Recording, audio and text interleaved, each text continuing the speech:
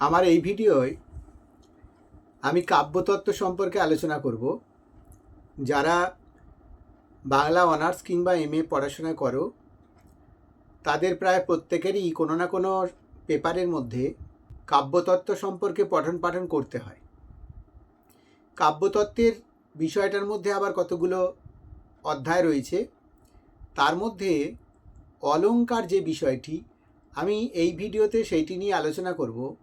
যারা এই বিষয়টি পড়তে গেলে আমার কাছে বারবার বলো যে প্রচণ্ড শক্ত বা মনে রাখা যাচ্ছে না, আমি তাদেরকে বলবো পুরো ভিডিওটা দেখবার চেষ্টা করো, মন দিয়ে একটু বিষয়টা শোনো। আমার মনে হয় তোমাদের কাছে বিষয়টা অনেক সহজ হবে এবং তোমরা আগামী দিনে তোমাদের পরীক্ষা প্রস্তুতির জন্য এটাকে ব্যবহার করতে পারবে। তো এখন বলি অলংকার সম্বন্ধীয় কথা। অলংকার কথাটা কিন্তু আমরা পড়াশোনা করি বা না করি পূর্ব পরিচিত এটি। কেননা আমরা জানি যে মানুষ নিজেকে সুন্দর করে তোলবার জন্য অনেক সময় অলংকার ব্যবহার করেন। মেয়েরা তো ব্যবহার করেই, অনেক পুরুষও ব্যবহার করে থাকে।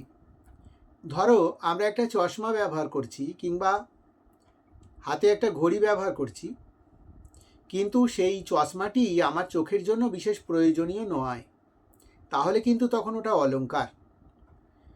তাই বঙ্কিমবাবু তার বাবু প্রবন্ধের মধ্যে বলে গেছেন, চশমা অলংকৃত।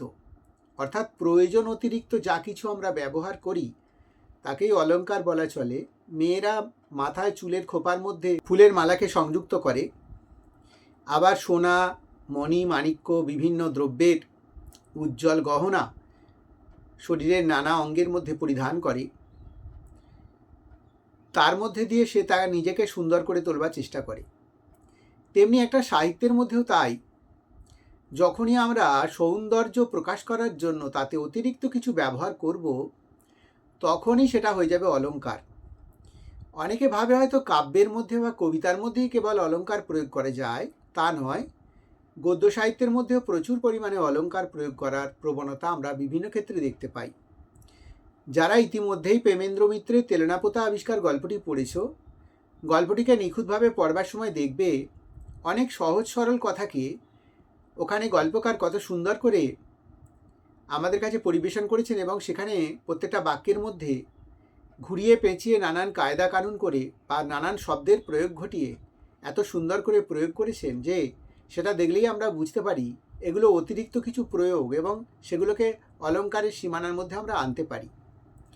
তো যাই হোক, এই অলংকার বিষয়টি প্রযুক্ত হয় যে সাহিত্যের মধ্যে, তাতে সাহিত্য সুন্দর হয়।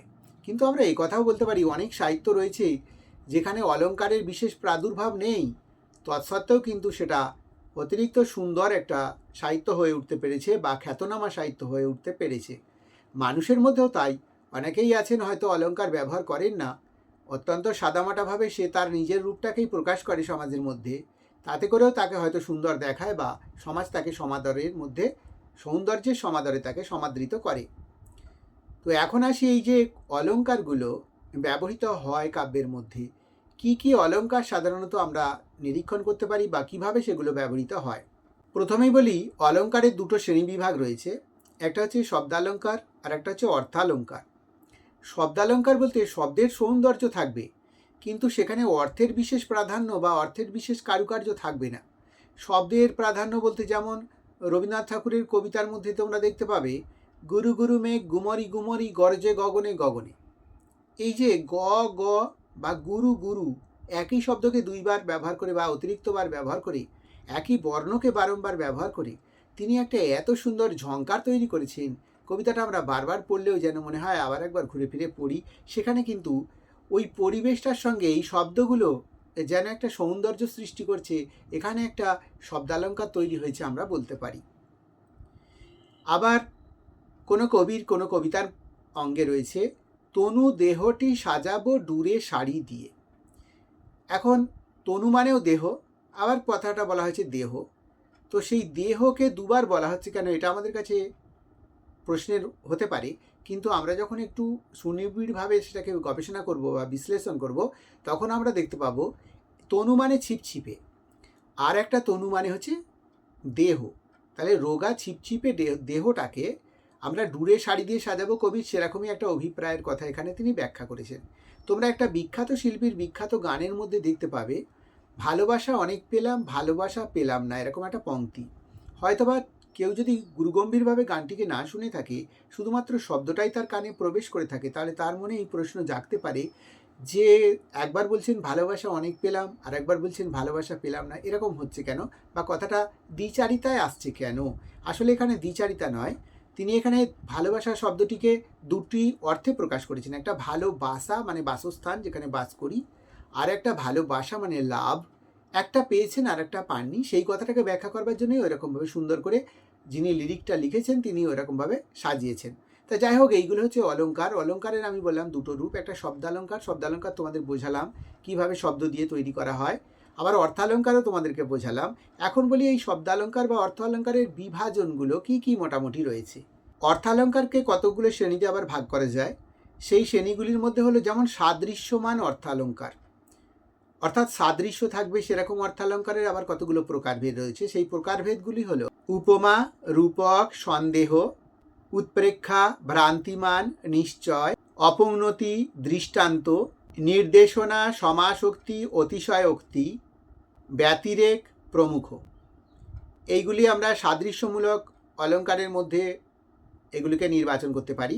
বিরোধমূলক অলঙ্কারের মধ্যে পড়ে বিরোধাভাস, বিষম, বিভাবনা, বিশেষোক্তি, অসঙ্গতি। আবার গূঢ়ার্থ প্রতীতিমূলক অলঙ্কারের মধ্যে পড়ে অপ্রস্তুত, প্রশংসা, ব্যজস্তুতি, অর্থান্তরন্যাস, স্বভাবোক্তি, আক্ষেপ। শৃঙ্খলামূলক অলঙ্কারের মধ্যে পড়ে কারণমালা, একাবলি, সার। ন্যায়মূলক অলঙ্কারের মধ্যে পড়ে কাব্যলিঙ্গ, অর্থোৎপত্তি ইত্যাদি। অলঙ্কার কাব্যকে রসোত্তীর্ণ করেছে। কাব্য সাহিত্যের জগতে এমন উদাহরণ প্রচুর রয়েছে। এই প্রসঙ্গে আমরা জীবনানন্দ দাশের বনলতা সেন কবিতাখানিকে ব্যাখ্যা বিশ্লেষণ করতে পারি।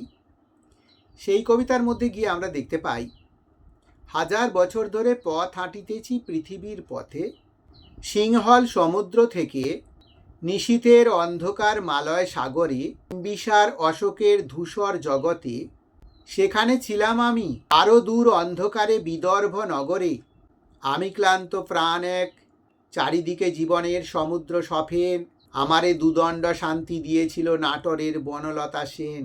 চুল তার কবেকার, বিদিশার অন্ধকার নিশা, মুখ তার শ্রাবস্তির কারুকার্য, অতি দূর সমুদ্রের পর হাল ভেঙে যে নাবিক হারায়েছে দিশা, সবুজ ঘাসের দেশ যখন সে চোখে দেখে দারুচিনি দ্বীপের ভিতর ইত্যাদি।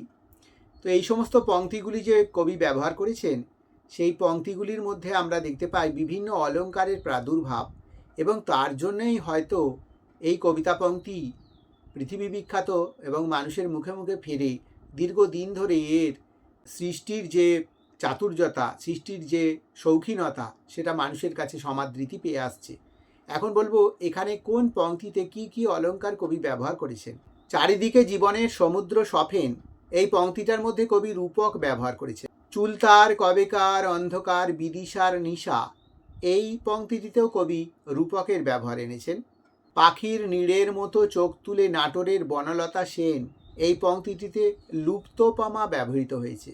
সমস্ত দিনের শেষে শিশিরের শব্দের মতন সন্ধ্যা আসে, এই পংক্তিটিতে কবি লুপ্তোপমা ব্যবহার করেছেন।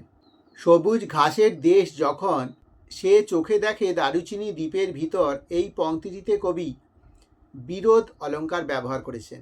এইভাবে সমগ্র কবিতাখানিকে বিশ্লেষণ করলে আরও অনেকগুলি আমরা অলঙ্কারের দৃশ্যপটকে দেখতে পাই, এবং তার মধ্যে দিয়েই কবি এখানে কিন্তু এই কবিতাখানিকে মানুষের মনে স্থায়িত্ব পাবার একটা বড় জায়গাকে এনে দিয়েছেন, এবং কবিতাটি আমাদের কাছে অত্যন্ত তাৎপর্যময় হয়েছে। সুতরাং কাব্য নির্মাণের ক্ষেত্রে অলঙ্কারের আবশ্যিকতা আছে একথা বলা চলে না, কিন্তু কাব্য নির্মাণের ক্ষেত্রে অলঙ্কারের একটা বিশেষ গুণ রয়েছে, এবং আলঙ্কারিকরা বলে গেছেন কাব্যম গ্রাহ্যম অলঙ্কারাৎ, অর্থাৎ আচার্য বামন তার অলঙ্কার সূত্রবৃত্তি গ্রন্থের মধ্যে বলে গেছেন কাব্যম গ্রাহ্যম অলঙ্কারাৎ, অর্থাৎ কাব্য অলঙ্কারের জন্যই গ্রহণীয় হয়।